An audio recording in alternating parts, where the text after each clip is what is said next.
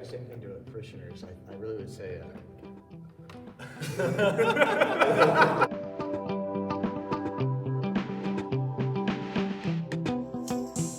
My name is Matthew Cooke.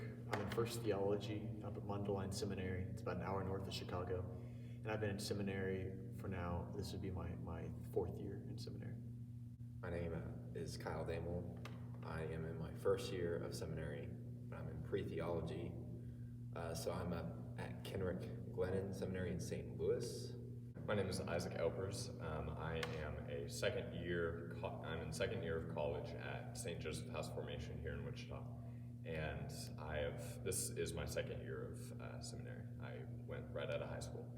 My name is Colin Keiser. I am in my 1st year pre-theology at Mundelein Seminary, and this is my 1st year in seminary. The first time I ever really felt the call was at a Steubenville conference in St. Louis, Missouri, the summer after my freshman year. And then I never really thought about it anymore until I came to St. Francis CYM. And one night, my senior year, they encouraged one of us seniors to take up a holy hour, once a week holy hour here in the Adoration Chapel. And so I went ahead and picked up Wednesday night at 11 p.m., which was torture during the stressful weeks of school.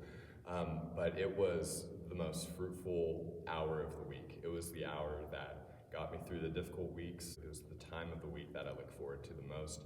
After several of those weeks and week after week going to Adoration, it pretty set in stone for me that I was being called to seminary. And so I called up Father Chad Arnold, the Vocations director for the diocese, and got in the application process, and well, here I am.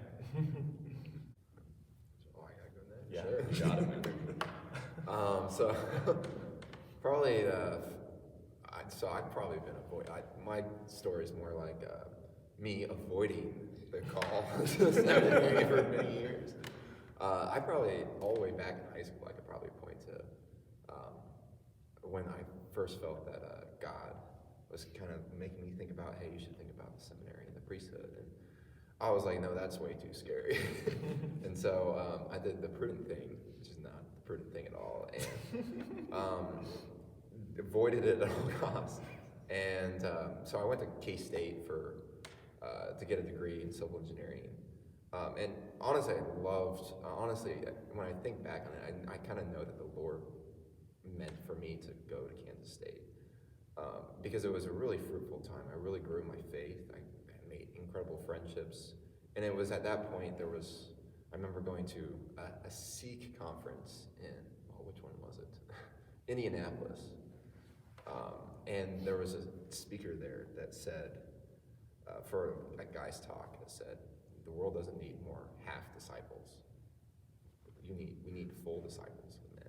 And that, for me, I was kind of half in the door. I was still half thinking about my vocation and half thinking, but still making backup plans. And I just wouldn't ever fully commit. And so after that conference was actually the first time I kind of called up Father Chad and kind of had a conversation with him. And that was the thing that I was like, wait, so this might not be as scary as I thought. And so that just kind of got the ball rolling. And then I finished out my senior year at Kansas State and then graduated and then entered the seminary this last May. Well, I actually didn't feel the call to seminary in high school. I actually did a lot of praying about it in high school. I would tell God in my prayer, specifically at Adoration nights at CYM, that God, I am an idiot. I don't pick up on subtle hints. I need a big flashing sign in my face telling me what you want me to do. And I didn't get that in high school or first few years of college, so I kind of was like, okay, I guess it's married life then. And then it was actually at that same Sikh conference in Indianapolis. A different speaker though. With this one speaker, she was talking about St. Maximilian Kolbe and his sacrificial love. And at one point she said, kind of talking about the sacrificial love of priests and the ontological change that happens. She said, and to all the guys out there in the audience who came here this week looking for a sign that God might be calling them to start discerning, there you go. I was like, oh, okay, there you are, God. So it was after that, and then just a whole series of events and conversations with friends in the months following that, and the summer following that, that I was like, okay, this is something I need to do. Called up Brother Chad, began the process, and here I am. If I was to go into the whole story, we'd be here for about 20 minutes. So I'll really try to get to the depths of it. I think a big part of my vocation came actually at Bishop Carroll, just right across the way here from St. Francis. When I was, I regularly visit the chapel there, just 10-15 minutes in the morning. And one day in math class with Sister Maria Faustina, I decided, hey, I'm going to go pray in the chapel, and she said, you can go. And so I started walking over, and on the way there, a thought occurred to me, you should pray for your vocation. And I realized this came from Bishop Jacobs said regularly, ask God to know your vocation. And so I was like, yeah, it's a great idea. And so I get into the chapel and I genuflect, and for whatever reason, on that day, there's an older woman in the chapel. I don't know why she was there, but she turned around and walked down. She was up by the tabernacle, turned around and walked down from the tabernacle and looked at me and said, have you ever thought about seminary? And I was, at this point, I'd been going to daily mass here at St. Francis for probably about a year. And I remember rolling my eyes. I don't want to hear this. At the time, I wanted to have a big family. My grandma had 12 kids. And so I always joked with her as a younger kid, I'm gonna beat you, I'm gonna have 13. At least in my head, I don't know if I ever vocalized that to her. And so when she said that, I remember rolling my eyes, and she said, I know you probably have heard this a bajillion times, it seems like a good Catholic man. But even if you were to enter seminary and find out that that's not what God is calling you, the formation and the education you receive could be such a gift to your family and to God willing, your kids. And I think that God, the Holy Spirit was speaking through her, really opening up my heart, trying to get me to widen my view, to not just focus in just on the married life. And really, yeah, that's really the beginning. And I'd say the sort of the final, like the nail in the coffin, was actually at a Seek 2017 in San Antonio. Nothing crazy happened in adoration. I just remember hearing a voice say, I want you there. And that's all. The rest of the adoration was either like dry, almost desolation. And I knew what he was talking about. He wanted me in seminary. And so yeah, I came back, talked with Father Dan Dooling here at St. Francis, who was the associate at the time, and then talked with Father Chad Arnold and just entered seminary. It just happened. Yeah. And you were at the house formation for the first 2 I was years, the first guy to pass the formation. Yeah. It was So original. Yeah, Yeah. They brought us into I remember getting a call from Father Mike Simone. By the way, we'd like you to come into the chancery. And I was like, okay, and we show up, and he lets us in through a back door. There's one person in there, so like it qualified for it wasn't against virtues or anything, but brought us into the library there, or like the conference room there. All the other rooms were like darkened. And he goes, we're starting a new thing here in Wichita called the House of Formation. It'll be published in 2 weeks in the Catholic Advance, but you can't talk to anyone else about it until then. We can tell your mom and dad. Funnily enough, 2 days later, I kid you not, someone comes up to me, I hear they're starting a House of Formation. There's 3 people in that room, and it wasn't me. Who told you? Who here attended CYM? I don't know. Did you go? Okay. Did you go? I was briefly here. For myself, that was a huge, I wouldn't say it's like where I found vocation, but it was a good source of community. Yeah, definitely. I mean, it just, being able to pray with my good friends in high school that I spent time in class with, in the hallways with, it's a really important thing that I've recognized more so in seminary, being able to pray alongside my seminarian brothers. Yeah. Well, for me, to be in the odd one out, being the homeschooler one, the homeschool one, that was just a great opportunity for me to actually get to know people. Because like there were very few social things being homeschooled, and so CYM was great, just being able to get to meet people. I mean, that's where I met Matt, and yeah, it's just great. And then also just I don't think I would have been as open to going to these conferences in college if it weren't for CYM and the other stuff that our diocese does for youth group and stuff like that. Yeah. you mentioned that's where you found the Holy Hour, right? Yeah. And I don't know if this is the same for you guys, but I know as far as just people who take holy hours, I sort of took that for granted. The fact that I could to walk into this room and Jesus was exposed, and there's someone always waiting there, 24/7, and the Eucharist is waiting for me. And that's something I've actually my last few years in seminary I've been very thankful for, is just being able to walk into an Adoration chapel here, really anywhere in our diocese, and Jesus is there, and someone's sitting there. Now they might be there for their own prayer life, but there's definitely a grace that you receive from that. I don't know if that's played at all into your guys's. Yeah, it's just my sister. The last 2 years has lived in Kansas City, and the first time I talked to her after she moved, she was like, "Oh my gosh, Isaac, there's hardly any places that do perpetual adoration in Archdiocese of Kansas City, or in her area." Yeah. And she was like, "It's made me so thankful for all of the opportunities for adoration we have in Wichita Diocese," and I echo that. It's like, you don't recognize it, but as we've all experienced in the last year, once it's taken away, it's like that's when you really recognize how important it is. Yeah. When you go to like a theology seminary, you got all these other seminarians from dioceses. You really start to like think, like, wow, we really are blessed in Wichita, because you hear of these other things going on. And you're like, that's not the same. Like there's something special about Wichita, which is really cool. I mean, I think has a great part to why there's so many seminarians. There's so many good people with strong faith. Catholicism. So I don't know if you guys feel that. No, I've definitely. I've been coming back. I've found myself thankful for looking. I don't think I would have realized it in the moment, but like looking back, the availability of the sacraments was really a big part of prayer life, and then eventually finding my vocation through my prayer life. Like at Bishop Carroll, I remember always walking in, and whoever the chaplain was, Father Ben Green or Father Ben Sawyer, there was always a stop for confession sign. Like there's confession almost every morning. Or there's a chapel waiting there for you, or the mass built into the day, like stuff like that. That I don't. Looking back, I think plays a bigger role, more subtle role. Like it's not like the bright lights like we also just talked about a little bit ago, but like it's almost like a foundational piece that I've been incredibly thankful for. Yeah, the sacraments for sure. Yeah. I think not too long into like when Matt and I were both at Mundelein, we realized like looking through masstimes.org that like they don't in Chicago like weekday confessions aren't really that big of a thing. Going back to the gratefulness of home, it made me realize how grateful we are, particularly here with how available college areas for confession. Oh, like this whole day. I can't tell you how many times I've taken advantage. I've confession here.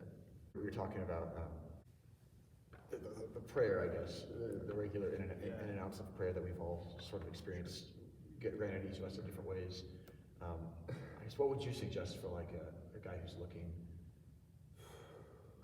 I know for it's stereotypical to say, well, you got to pray, but what about your guys' our own stories maybe would be helpful for a guy? I think, and this is something like, I've been in the seminary for a whole semester now, and I feel like I still don't know how to pray well. But like the good news about that is it's in the catechism, and like one of the first paragraphs in the prayer section of the catechism, it says that the starting point of prayer is like admitting to yourself that you don't know how to pray well. That's like the starting point. And so like that's really intimidating, because when I got to seminary, I was like, I'm not at this level. I'm like hearing people talk about their prayer lives. I'm like, no, they're having consolation all the time, or they're just incredible. I'm like, what is going on? And but that's okay. Like prayer. Another thing I notice is like prayer, like God speaks to each person in a unique way. Like prayer isn't the same for every person, and that's really beautiful. So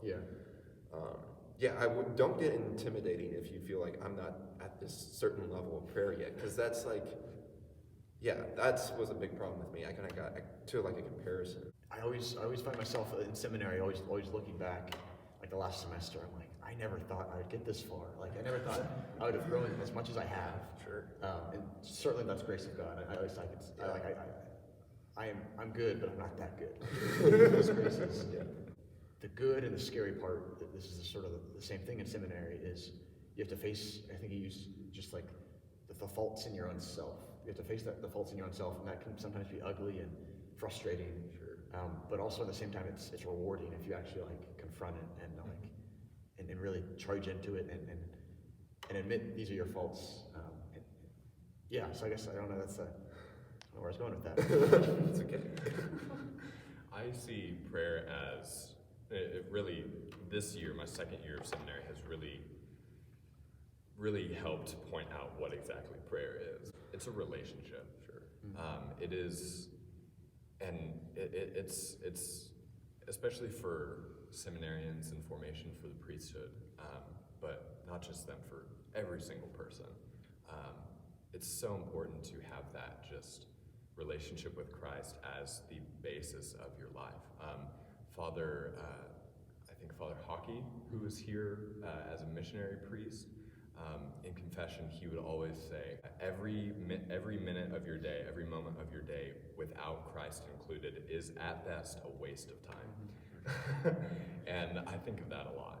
Every moment of your life is a gift from God, and so much of that goes unrecognized, and so much of that, so much of those gifts that God gives to us in our daily life can be just glossed over. But truly giving thanks to God and building that relationship with Him is not only just a beautiful thing, but really a necessary thing. And I think that really hit on a big. I remember in Bishop Carroll, the difference between like your big V and your small V vocation. We're all called to the small V of sanctity, and the big V. Some saints actually never find out the big V vocation. They martyred or what they passed before that time. But yeah, if you want to find your primary vocation, you've got to first. If you want to find out your big V vocation, you first must strive after the small V of sanctity every day, like Father said, and acknowledging God's presence in every moment. And if you can't do that, then you're not going to be able to do the bigger stuff. Yeah. There's one instance after my Sikh encounter where I was working in the school, and there's this one thing, like, this is why I want to work in a Catholic school. Then, like, for a split second, like, priesthood popped in my head, like, why is that there? No, go away. So, if you ever get some of those things where, like, it feels like that's not something you would normally say to yourself, and you're in that process of discernment, then it's possible that might be from God. And I would delve more into that and pray more with that and see if it continues to pop up, and then and bring those conversations to a priest, especially Father Chad. I know he said he always would say, I'm not a recruiter, I'm discerning with you. He's like, if you're not called to be a priest, we don't want you either. Like, we want you where God wants you as well. And so, go talk to a priest at your parish, or talk to Father Chad. Call Father Chad up. That's what he's there for. Yeah. If I had to say anything to parishioners, I'd really just say, thank you. As I'm up at Mundelein and find myself sometimes just a little weary or tired, because as life anywhere in life can be. I just remember I didn't get here on my own, and our diocese is grateful enough to send us off to seminary when I've really done nothing. I showed up at Father Chad's office, or the Vocations office at the time, and said I think I might be called to seminary. And then going through the process of application, the diocese accepted me, and that's done through the graciousness of tithing of this parish and many's like it. Yeah, just thank you. I think one of the things that I sometimes forget is there's probably a lot more people like praying for all of us than I typically realize, and that prayer is like so important. Like, maybe we don't realize like the connections and the power of that prayer, but it really is like important. Like, we should never underestimate the power of prayer. So I really appreciate that. Thank you all so much. Pretty much like everything that we do would not be possible without the support of the St. Francis Parish community. Everything we do on breaks, everything we do on breaks around the parish, whether it be serving masses or coming in and doing stuff for the parish, like this video, it's like we don't have much. I think I speak for all of us here when I say we don't have much more motivation than all of you. We love to greet with you after Mass and love serving your Masses. It's St. Francis is a place we can call home, really. Whether we're off on a weekend for a break and we're back here, we're back home, or we're off at the seminary and we are homesick. St. Francis is definitely a home base for all of us. So thank you all so much for that. We are all praying for you all as well. Yeah, seriously, thank you all for what you do. I kind of want to echo what Kyle said with the prayers. I know, now thinking about it, I know that I probably wouldn't have made it through this first semester of seminary if it weren't for all the prayers that that I am receiving from home, and particularly from this parish.